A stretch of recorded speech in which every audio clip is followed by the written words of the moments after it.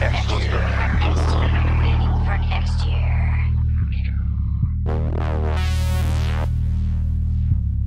It's the Waiting for Next Year.com podcast. We are talking Cleveland Browns, and we have a huge cast of speakers today. Natural Browns commentariat, including Michael Hattery. Hey, I'm better here than Cavs. I'm in for this. I'm in. Famed WFNY commenter Harv. I'm like the thing that never leaves when it comes to Browns commentary. Just can't get rid of me. Cavs guy Scott. I just make people mad in the comments. And I'm Craig. So we're going to talk about the Browns. Anything we say about the Browns, it is Tuesday evening. Anything we say about the Browns is kind of evergreen because this is one of the more meaningless fourth preseason games in recent Browns history. And when was the last time the Browns were going to sit a bunch of players and we were kind of like, I don't think the Browns are ready to start the season. Week 13. But like, I get it. Yeah. Okay. Fair enough. Son of a bitch. But honestly, you know, I don't love everything the Browns have on paper going into the season, but it is set. Like, it's hard to argue with the depth charts anywhere, right? So outside of a improved skill set at maybe interior defensive line and wide receiver, what would you prefer they have? Yeah, where they are. Where they are. Given a 1-15 season, where would you want them to be right now? Yeah, no, I mean, I have one nitpick, Terrell Pryor, and other than that, I think they could have done better to ensure against maybe DeShone Kizer getting the starting gig right away, but I don't think they could have done much better than a guy who was going to play 2 or 3 games instead of 0, like Cody Kessler and Brock Osweiler. So I'll toss it to Harv on this one. Is Kizer's start a product of him showing up and showing out, or is it a product of Osweiler and Kessler not showing up and showing out? The latter. I think actually Kessler looks in preseason worse than he did during the regular season last year.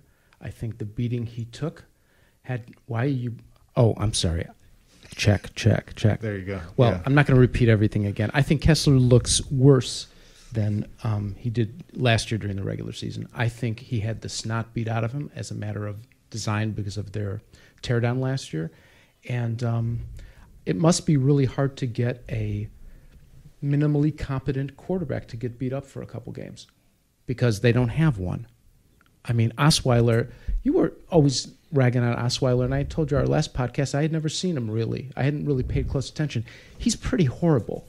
I think it hasn't been reported, and I haven't been around camp to report it and see it myself, but I still think that my initial assessment of him as a turd was correct and that they should have just cut him because he's kind of worthless. He does not look like a 6-year quarterback. I mean, on basic throws and things like that. Granted, absence of practice time and unfamiliarity with teammates who everyone's unfamiliar with. Having said all that, I'm very encouraged because I think for the first time since 99 maybe, they've picked a quarterback with the requisite division skills. That's very encouraging. I'm just really disappointed that they are setting him up for failure. And if he succeeds, it will be in spite of the way they've set this up. I just do not like the plan for them to start the guy at the beginning of the season because as excited as everybody is watching him throw bombs and stuff like that, we all say come game 2, oh yeah, exhibition season was played at 80% speed. We forgot that. And vanilla defenses. Oh yeah, vanilla defenses, no blitzing safeties, no this, no different looks. We always seem to forget that, just like we forget everything before the draft and then remember everything after the draft. The truth of the matter is, he might be a great kid. He might be a gym rat and all the other cliches you want to throw out there. It looks to me like he says all the right things. That's great. And the kid's nothing in the best shape of his career. And he's nothing but a winner. He's always been a winner. Every place he's been. Colt McCoy, baby. Wrong guy. But the truth of the matter is, it's really hard to have a kid like that, especially who's only played 2 years of college ball, win in the beginning and not have his confidence shaken. And I don't like what they're doing to him. It might work. He might be the exception to the rule. Everything might fall into place. But they are going against the odds here. There, I've said everything I needed to say on this podcast. Mike, you're up. Yeah, I want to ask you about that. I guess, to me, we've put quarterbacks in way worse situations to start. I get that he's starting the first game, but he's also starting the first game behind the Browns' best O-line in, 4 or 5 years, maybe more? I mean, Brandon Whedon sucked, but he was also playing behind an awful offensive line. We have a running back that's mildly competent, depending on who you ask. Obviously, we'd like to upgrade wide receiver, but to me, I'm happiest that I have a quarterback who's not going to get killed 7 times a game like I was seeing when Tim Couch was playing here. At least I have an offensive line that'll protect him. Yeah, Tim Couch was handing off to Terry Kirby and no offensive line in front of him. Tim Couch was handing off to the defensive tackle who was busting through that offensive line, who was there before the running back could get there. Is Hue going to have him hand the ball off? We keep hearing what a great guy Hue is and how every place he's been, he has a great running game and runs the ball. Did he last year, or did he freak out when he fell behind? So your lack of faith is in the play calling more so than DeShone Kizer being the guy. Listen, DeShone Kizer might be the guy under certain circumstances. I'm worried about a crib death here of a career. I really am. I'm worried that Hue is going to fall behind. I think he has his own scar tissue from being fired from Oakland. And I think that he, from what I saw last year, on the first year of a deal, when they would fall behind by a touchdown, he was making changes and he was not running that freaking ball. I agree with you, by the way. I think that Hue has a lot to prove. Mm-hmm. I think that his in-game management might not have mattered last year with the talent level, but I think he a lot of it was exposed as well. And especially, when you're really looking at an analytics-driven team that believes in, these percentages and everything else, I think that Hue probably leaves something to be desired in the game management portion, and I wonder if they're actually going to get better with stuff like that this year, including the abandonment of the run, because he did, especially with how little they had at quarterback last year. Under very little pressure, he would abandon the run. Yeah. He wanted to get that freaking win, and he wants to save his job.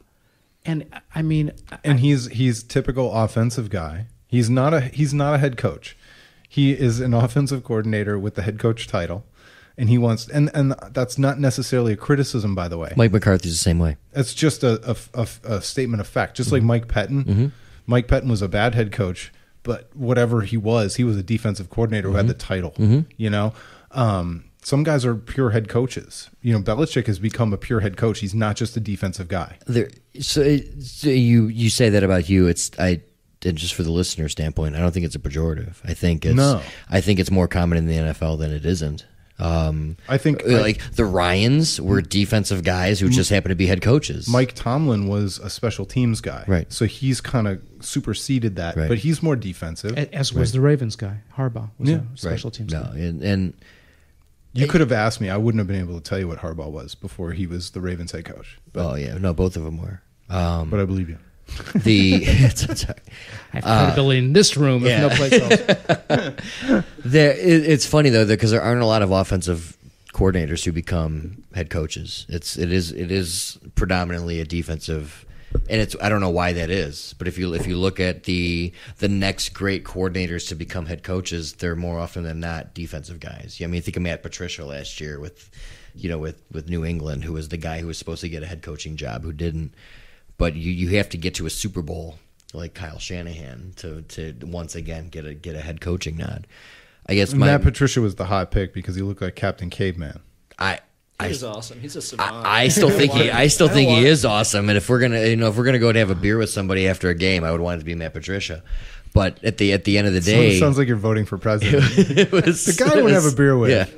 But so to kind of toss it back to Harv on the ideal situation, is your lack of confidence in what quarterback, I guess, could they have put in this situation that would make you feel better about it? Of the three?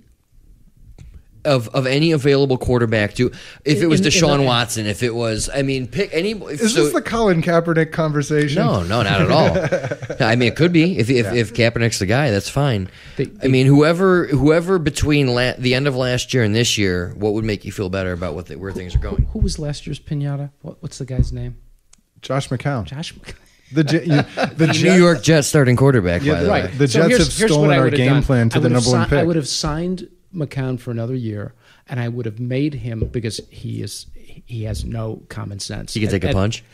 Apparently he can't take a punch. So what he I can would take have a done punch, is, but he can't take a helicopter. he can't take a. I would have made him hand off on 3rd and 4. This is what has to happen to the quarterback this first couple games. You have at 3rd and 4, don't freak out. Play field position. These games are meaningless.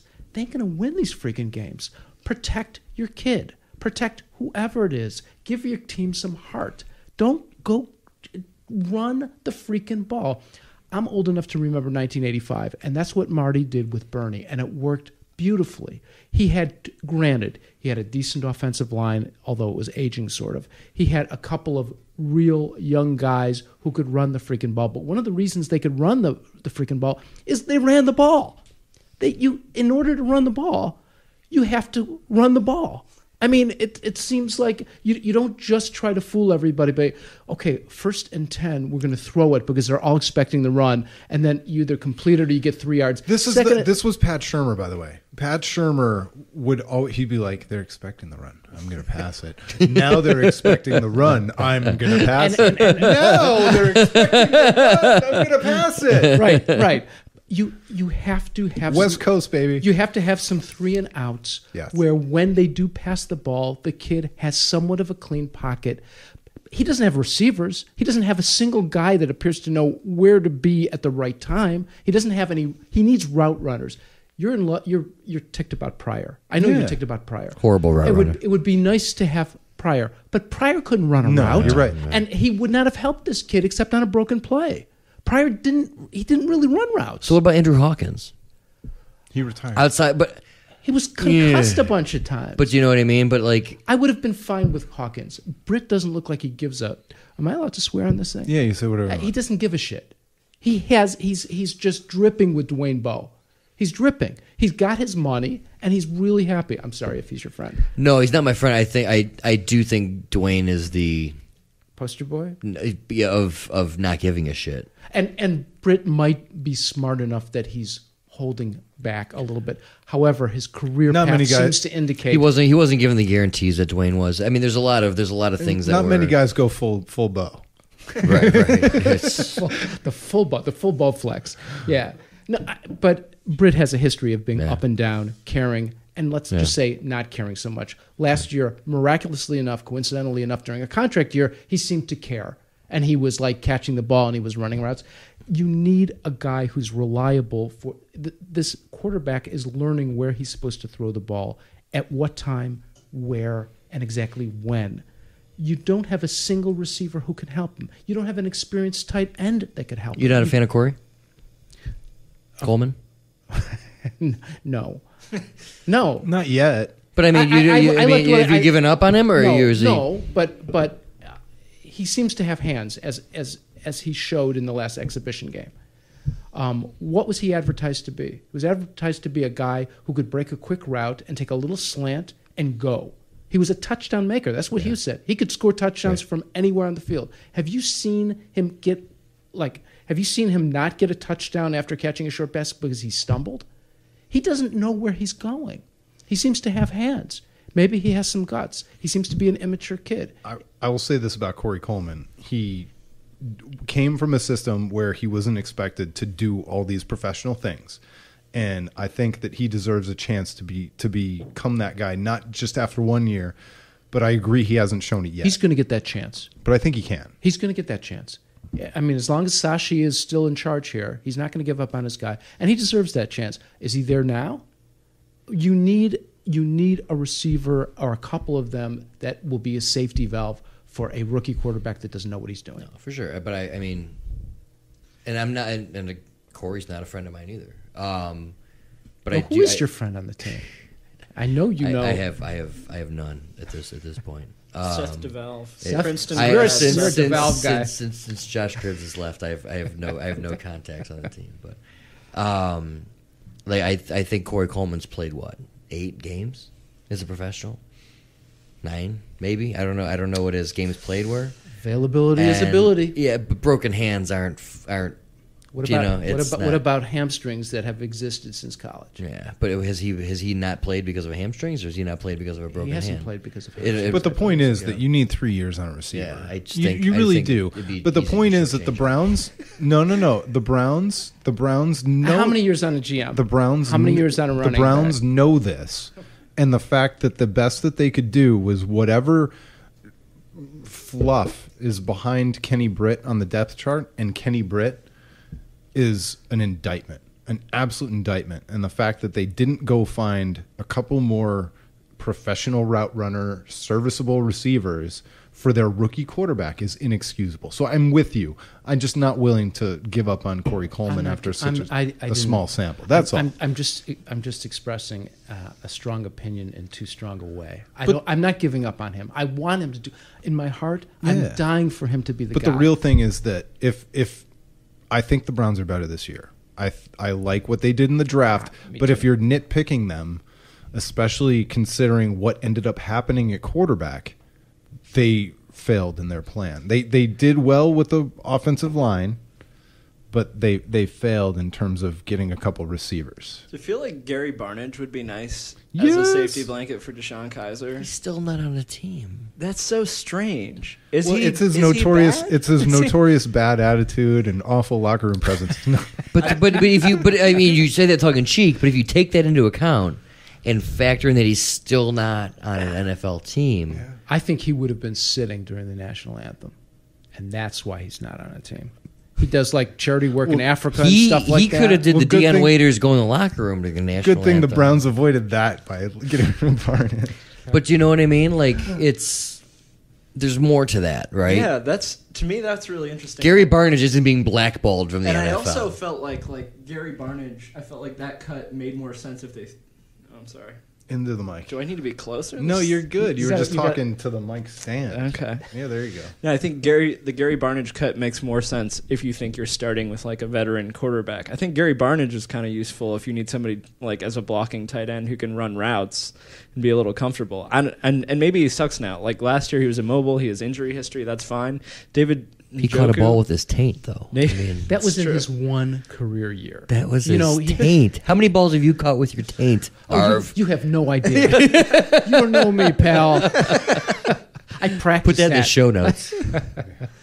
But like David Njoku, however you pronounce his name, he's of no use to DeShone Kizer in his first year. He's raw as hell. He can't run around and he's horrible hands. And so like at least go get a tight end who's useful across the middle. That's the weird thing. Is so Rob Gronkowski, his rookie year, and and the only reason I brought this up because you mentioned it, and I had a radio interview a couple of days ago that was asking me about what's wrong with David Njoku. Rookie tight end Rob Gronkowski, his rookie year was like the 12th or 13th best tight end in the NFL, and that's just the way it happens. Like it's not indicative of David Njoku. It's not indicative of anything else. It's just tight ends for whatever reason, where running backs can pick up on things immediately, and you can have a Doug Martin year where all of a sudden he's one of the best running backs in the NFL. It's not like that as a tight end. Fantasy football and the rule, Jordan you don't- Cameron thing is exactly what I thought of. Is in that they draft this super athletic kid, and it's not for that year. It's for 2 or 3 years down the road. And Jordan I- Cameron was a wild success, especially for a 4th-round pick, but not in his first year. Yeah, I mean, I think think like can week be 7, really week 8, good. we're gonna be like, holy shit, David Njoku was the real deal. But it's not gonna help. It's not gonna help DeShone Kizer. To your point, Against now. the Steelers. Right. In week 1. This is what I like about what they did in this year's draft. I think almost to a person, they picked what they thought were physically dominant guys. And even if you don't end up excelling in the NFL, you need that raw material to start with. So Myles Garrett may have been a no-brainer, but Peppers is a very physical guy. And Njoku is have you seen the way that guy's built and the way he runs? I mean, he has the raw material. You don't want to get a undersized cerebral rookie at tight end. So I mean, I think those I will support those picks even if they wash out. You're in a division where you've gotten physically the crap beat out of your team for 2 decades now. When they line up, line against line, player against player, this team has been intimidated by the Ravens, by the Steelers, and sometimes even by Cincinnati. I mean, it's ridiculous. Pecco, I mean, you go down the list. I mean, they always dominate these guys. Right. So, and this is something we talked about in the last podcast too. Is that the Julius is it Julius Jabrill? I keep doing that. I hope it's Julius. I wish. Yeah, exactly.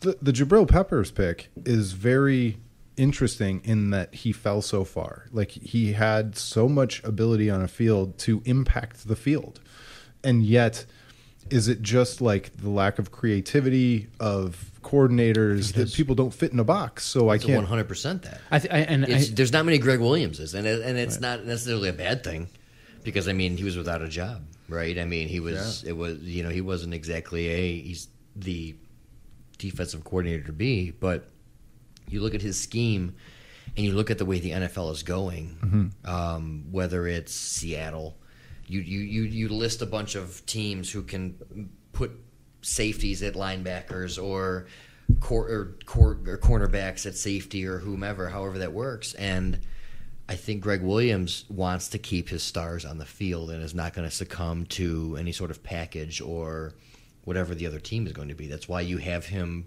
at linebacker, and that's why you have him at deep free safety at times. I mean, I wrote about it on the site, which was a huge plug, by the way. Go check out waitingfornextyear.com. 77 of 80. I don't like to read words, Scott. 77 of 81 snaps, Jabrill Peppers was on the field during the first 3 preseason games. He was free safety, which he was not drafted to be a free safety. He was drafted to be a strong safety who could potentially play an 8-man-in-the-box linebacker. And it's Greg Williams being no different than a coach in baseball who sends a pitcher out there to work on his curveball or work on his slider or work on his 4-seam or work on his 2-seam. It's like, we're going to put this guy out here and see how it works. And he succeeded at that. And and maybe it works out and it's awesome, and Jabrill Peppers is a Hall of Famer in a few years. Maybe it falls flat on the Browns' face. But kudos to them for taking the risk, because they weren't willing to do it when Honey Badger was available in the 3rd round. They weren't willing to do it in all these other times when these guys were available and were screaming at the television to do it. And now they did, and I really freaking hope it works. When it was like a couple years ago when Seattle had all the big corners and, everybody's going to copy the Seattle model. Like, maybe the Browns finally are executing a couple of things that, in 3 years or 2 years or however long it takes, people are going to go, that Browns model. If we could just somehow emulate them, because it is a copycat league, and that would imply a winning season. I know, but hang on a second. It's coming. But I feel it. I smell it. The point is that the copycats never win. It's the people who create the thing that other people try and copycat. And the Browns were always trying to copycat. Like, oh, we got the Mike Holmgren thing. Oh, we got the Belichick thing via Mangini. Like, we got whatever Mike Pettin was doing. It's what like, was Mike Pettin doing? I skipped shut altogether. It's crazy. But this, like, right, wrong, or indifferent, it feels like what the Browns are doing now is not just trying to copy somebody else's mold, which I think is helpful. I don't know if it'll work, but I think it's helpful. I think it's useful strategy. So we did a thing a couple weeks ago, a couple months ago, about Indians' top 10 most important players in terms of franchise sustainability. Where would you put Peppers right now? Ooh, in terms ahead of Joe Hayden. Gaining on Cameron Irving. So who would be number 1? I mean, right now? Yeah. Oh, that's easy for me. DeShone Kizer. Myles Garrett. I would say Garrett. You used your asset right there, and the first pick in the draft. DeShone Kizer's more important than Myles Garrett. He's at a more important position, maybe. But if you don't have what's second most important to the quarterback? Isn't it the pass rush? Yep. Since quarterback is most important, you put your blue chip on the table for this kid. If he is not the guy that all the offensive linemen are pointing at, that they're redirecting traffic about, if he's not that guy, you screwed it up. And you didn't get that guy. That wasn't the question, though. Who's the most important? He's the most important guy. Myles Garrett. Myles Garrett. More than Kizer? I think he is because, are we going to do this the quarterback's always the most important. Yeah. I guess that's my point. I mean, you can't get it. I mean, if they had picked Kizer in the 5th round, he would be the most important. But I think you used up this asset on this guy. If you whiffed on him, you went 1-15, so you can get Myles Garrett. That's right. Yep. Right. That's right. And you prayed that what's their name would lose that last game when you screwed up. San Francisco. Yeah. I mean, you would rejoicing because you were going to get Myles Garrett and not Mitch Trubisky. Whatever. Praise the Lord. I think Is Peppers top 5? Peppers is definitely top 5 because what he is something that is. I love this front office because I love how creative they are, and I guess I love Paul DePodesta even though he failed with the Such Dodgers. a nerd. I know, I'm a power nerd. I love this, but at least I have a reason to like Who the let Browns the baseball right guys now. at this Browns Like, podcast? For years, I was so close to giving up on the Browns. Then Paul DePodesta happened. I was like, man, I'm rooting for the nerds again. I'm back in. But he makes so much sense. This league has changed so much in terms of like cornerback defense rules, in terms of the contact they can make, that somebody who has a lot of utility in a defense is so valuable, especially if he can mark up on a good tight end. And so, like, to me, Peppers is really interesting because he can sort of shift the utility value in the NFL. And in that sense, to me, he's a top 5 most important player in the next 5 years because if it works, they've changed something and they have the competitive advantage for a while. And this is why the question of would you have Jabrill Peppers returning kicks is so stupid to me. Of course. You have him do as much as his ability Of course. will. I mean, if he could dominate in 3 ways, why would you take one of those away? And by the way, I never yell about that question. I calmly look and I say, who returns punts for the Steelers? Their highest paid player? That Antonio Brown. actually pisses me off. Can we talk about how much that pisses me off? That seems really stupid. You know what? Hang on a second. I insist we talk about that. Tell us. So why would I put one of the 3 best wide receivers in the most elevated risk of getting hurt that I can on a football field when he's like, I need him in the playoffs? Because he changes a game. So do you play? So go to your baseball thing. There's not a lot of elevated risk in terms of single plays. That's the thing. But do you not play people because of the playoffs? I mean, so if you look at like Football Outsiders, where they break out in terms of win percentage and how that all, it's completely nerdy stat stuff. Yeah. So I'm trying to just bowl it right down this alley. They treat special teams as a third.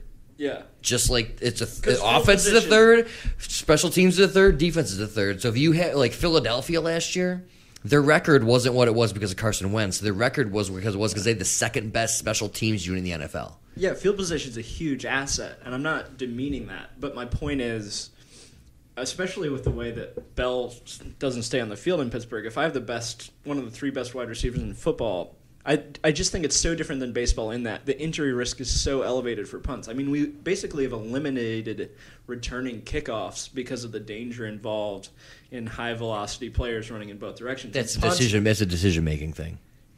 They eliminated the decision-making or made it more risky to take the ball out of the end zone. And the key for Antonio Brown is the fair catch. Right. Making that call. I agree. It's your best asset. But can I ask something about this? I don't know that the injury risk is necessarily to the returner. I think a lot of the guys that are getting concussed are on the coverage units. If you look who's laying down on the ground, it's not often the returner. It's often the guy who's covering the kick. Well, nobody will ever forget Jason Sehorn breaking his leg. And that's like everyone's go-to anecdote for why good players shouldn't return punts. Yeah, and it's ridiculous. And the other thing is, it is a cost-benefit analysis, but you're trying.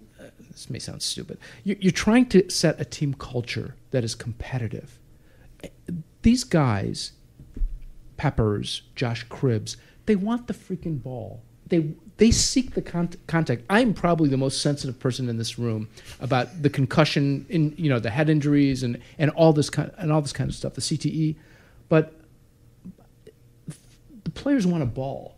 You have a passionate player. This is the guy who's going to win you games. We saw in an exhibition game, which means nothing, that he grabs the ball at the 7 and he's going to bring the ball out to the 39. you're going to have DeShone Kizer starting the ball at the 39 instead of at the 7 or the 17. That lets Hue run the ball, maybe. Maybe. But you can't. I mean, you can't. There's nothing to protect here. These guys have a shelf life of a few years.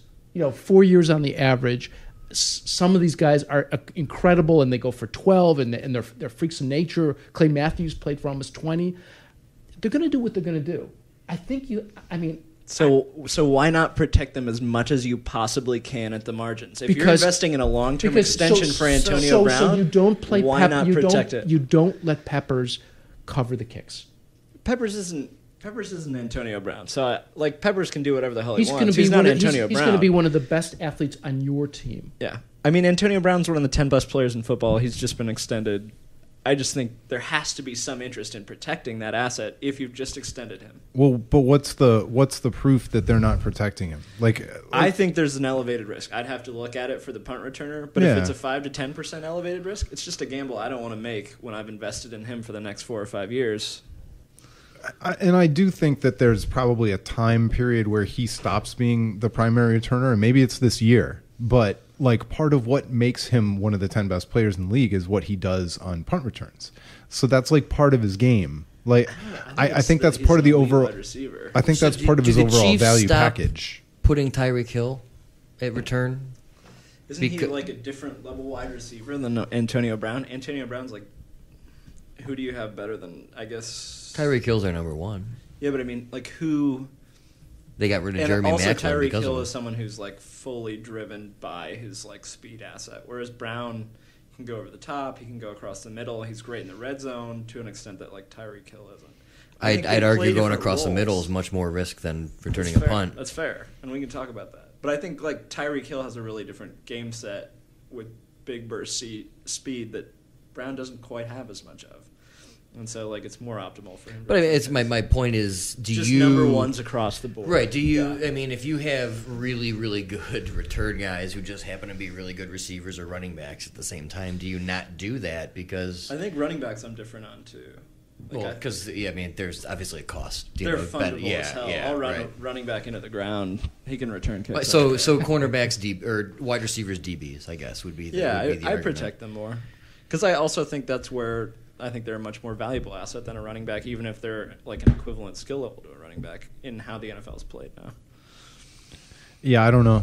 I think my opinion is that Antonio Brown is less likely to get hurt than somebody else returning punts. He's also less likely to drop the ball. He's more likely to call a fair catch when he has to, where he's going to put himself in harm's way. I think part of what makes him great is his decision making on returning those punts. And I don't know, maybe I'm crazy. I understand where you're coming from. And I could make Mike's argument by saying, what if your returner and your quarterback was Terrell Pryor? Mm-hmm. Now he's a quarterback. Do you let him return punts? No. I would go by Mike. I would say no. His value to the team is so great that even a moderate risk of injury you just can't do if he's a competent quarterback. I don't know. No, that's true. And I don't. The next time we see a quarterback returning punts, the last one we saw was backup quarterback Antoine Randall, who's the emergency quarterback. But I also like the idea of that being a specialized position because I just think if you can't develop, there are 400 guys who can run a 4.340 and have field vision, and are working at Walmart. Yeah, and if you can't develop a punt returner who can do it well, and have to resort to a player that you're going to endanger that has really important other roles, then you're failing in developing talent. I don't disagree with that either. And the Browns have failed to identify those returners on the fringes of their roster, other than Josh Cribbs, and he couldn't do anything else. He was a good kick returner, but yes. He wasn't a wide receiver. He wasn't a running back. No, just against the Steelers in November every year. Yeah, exactly. So,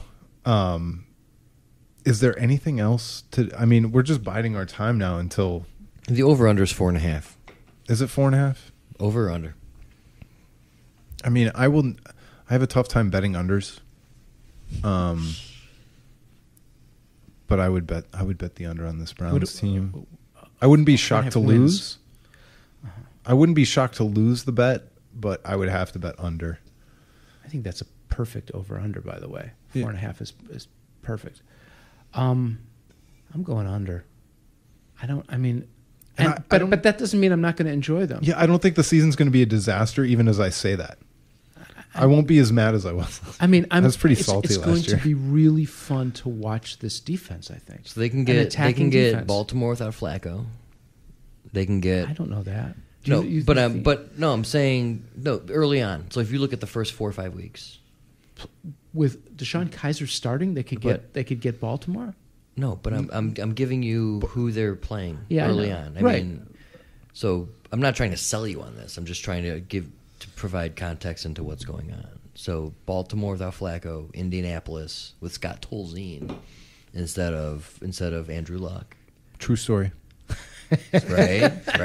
The Jets. So I mean, there no, but I'm saying there are a lot of, especially a lot of people putting way too much credence into the preseason, but people saying the first 5 weeks could be 3-2, 2-3. Do you think that's a pipe dream? I have not looked at the schedule, so I don't. Here's what I know from just life experience, man. They're going to win a game they shouldn't win. They're going to lose a game they shouldn't lose, and the rest is going to be like water finding its own level. They're going to have an aggressive defense that's going to get a win. Was San Diego last year that winning one they should have lost, or was that one that was that water finding its own way? that was epic. Whatever it was just epic. Jamie Meter blocking that kick. I saw that coming. I had money on that, and it happened. I was the happiest guy. Here is the one thing with the improved defense, assuming that they are actually improved and they play improved. If they do luck themselves into a 3-touchdown lead that they have in the third quarter, they have a 78% higher chance of winning that game than.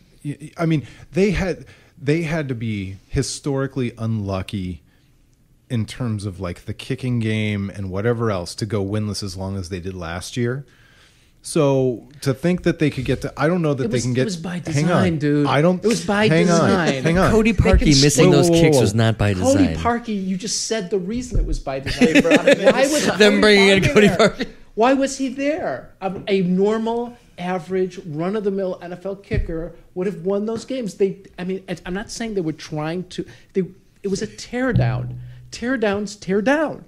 Right. So, but my point is, I don't games. think that I'm willing to bet over 4.5. But this team easily is going to win 3-4 games. I just think if you buy into the defensive line making a significant improvement, like how good.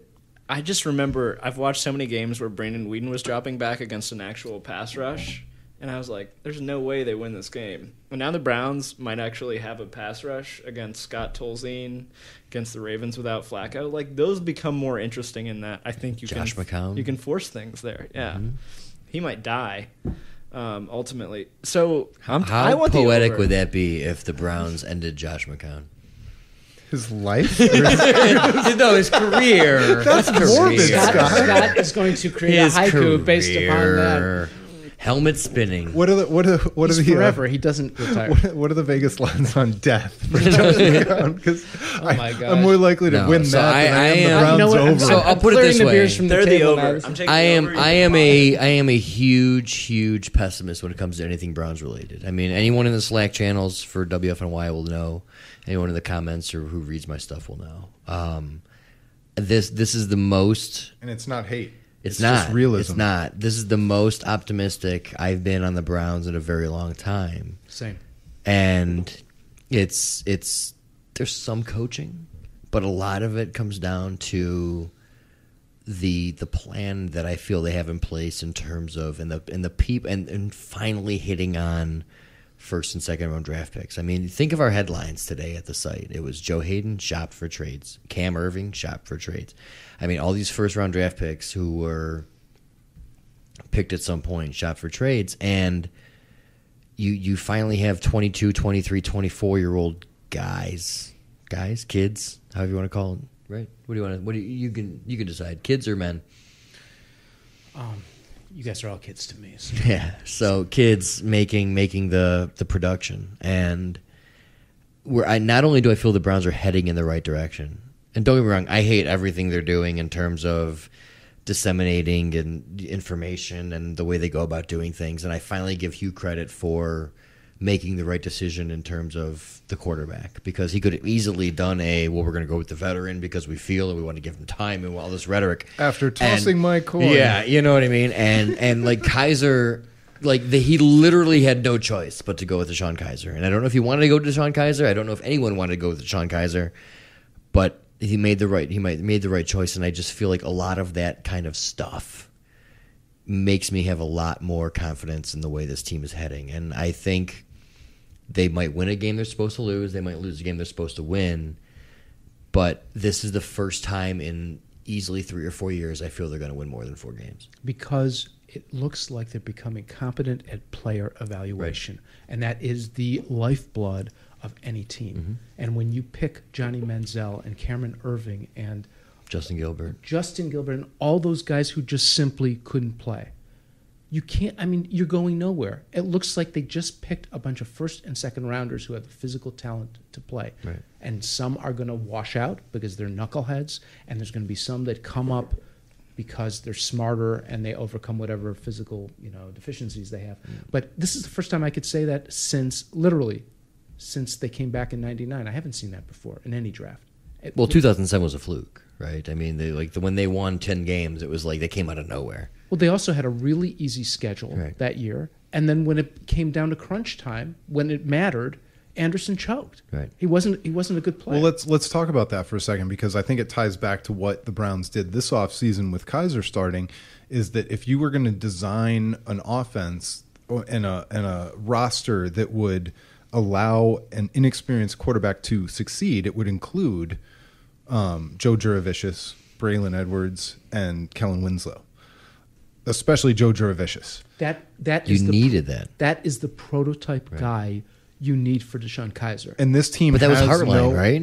I mean, that was this team has no Joe Juravicius, and nobody 70% of Joe Juravicius to provide that professional safety valve, 7 yards. I know where I need to get to, and I'm gonna throw it in my general direction, and I got it. And I'm gonna find Jarvis Landry, and I'm gonna find space. Right. Yeah. I know how to find. I know how to run around. Would your numbers change if they dealt for Jarvis Landry tomorrow? Yeah. Okay. Numbers what?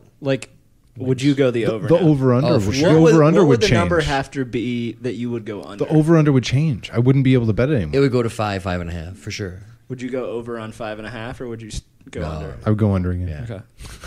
But I mean, it's that one win that Jarvis Landry brings. But to think that Jarvis Landry brings you a win is crazy. But to think, I mean, in terms of an entire NFL season, I mean, Edelman got hurt, and they took 1.5 wins. Do you know what I mean? It's so Jarvis Landry is not going to give you a full win. But Edelman was 1.5 on the Patriots. But right. But you know what I mean? It's I guess it is relative. But I think Jarvis Landry. I mean, because they got rid of Andrew Hawkins, and then he retired. They wanted to crowbar kind of Duke Johnson into the slot receiver role. I don't think that's worked out very well. It's clearly not, but they needed to because he cannot blitz block, and they need that guy to kind of be that safety blanket. They're already thinking of running 2 tight end sets with DeValve and Njoku and all these guys, and they need. I don't know what it would cost to get him from Miami, and I think there's probably a little bit of remorse because the last time we got a wide receiver from Miami, it was Devon Bess. But who executed that trade? I don't even remember. Was that Heckert? It was either Heckert or Farmer. It was Heckert. Yeah. No, it was either Heckert, and then Joe Banner cleaned it up. Yeah. Right? Oh, it might have been. It might have been the Banner. No, it was Heckert. Was it? Okay. And then Joe Banner cleaned it up. But I don't think there's an institutional memory on either side of anything. No, like but what I'm saying is that I think that he is when you look at the pedigree, the LSU, he played with Odell Beckham. I mean, like that whole thing. I would love to have him as a guy who didn't score a single touchdown the entire year, but if it was 3rd and 4, that he would get those 5 yards Like, that is invaluable. Just the same way Joe Jurevicius was in 2007. Doesn't he make so much sense in terms of like the Jamie Collins trade, which is you get him before he hits the market, so you give up a third-round pick, you get to extend him before he hits the market, you get him in the building. Like, to me, that trade actually seems more likely because I think this front office likes getting high-talent guys who haven't hit free agency and they can talk into staying. When you talk about route runners, right? I mean, you mentioned Harv in terms of guys who can just run a crisp route. If you need 6 yards, run 8, come back 1.5, and just have that ball pop in your chest and catch it and just move the chains. Like Jarvis Landry is that guy. And Why does Miami trade him? What's that? Why is they're blowing it up? And they're not interested in re-signing him, and he's not interested in being there. He was a guy who was denoted to be on the market, and like Miami is like Craig wrote about this a while ago, and I give him credit for being way ahead of the time. He would rather be a Browns fan right now than a Dolphins fan, and this was what 6-7 months ago. Yep. Poor Jeff. Because like just because the Dolphins beat the Browns, like they clearly showed they were not a team that could get to the next level with what they had. So you give up a future. And Tannehill is gonna be done. Yeah. Cutler's not the answer, right? They gave Jamar Taylor, their second-round draft pick a couple years ago. They gave up to the Browns for a 7th rounder. And much to my shock, he seems to be doing, at least in preseason, okay. He's doing okay. He is the best quarterback the Browns have right okay. now. I mean, wow. I mean, that's relative, but he is only the because best they haven't let quarterback Jabrill Peppers that the play Browns have cornerback. Shut right down now. Taylor. Yeah. Call Mary Kay. She's going to like do a story about how he's in the best shape of his career. So, do you know Devontae Adams or Parker? The other Devontae Parker is the player they have, and what are they going to do? You give up a future second for him. What do you give up for him? You have a ton of them, That's why you built the war chest. right? Players You have like a ton of that. them. You have a ton. Joe Hayden, Cameron Irving, and a player to be named later. You re-sign Gary Barnidge, and then you include him in the deal. Toss him in. Sign and re-retire Gary. Retire again. Sign and trade. I think that ridiculousness is the perfect place to stop. We've been going for 46 minutes. Whoops. No, all right. there's no happens. oops. There's no oops. 46 minutes of Browns talk is what the people want. It's what the people need. Browns Another favorite- 46. Let's I go. mean, this is going to be way more entertaining than the 4th preseason game, if we're going to be honest. Yeah, for sure. So thanks so much to everybody. I would appreciate some feedback. We've been doing these big group podcasts where we get together on a night and we produce 2-3 podcasts. And I want your feedback. I want to know if you think it's working. We're separating them by topic now. The Browns podcast is separate from the Cavs podcast. It's separate. It's not by guest anymore. It's by topic. So let me know if you're enjoying that. Let me know if you're hating that. But just be nice. Just be nice about it. Because, when you tell me to do that to my mother, I don't appreciate it. It's not helpful. It's not actionable. You're not going to do it. I think it's metaphorical, but even if it's literal, I'm not doing it. So thanks so much for listening. We'll talk to you next time. It's been the waitingfornextyear.com podcast.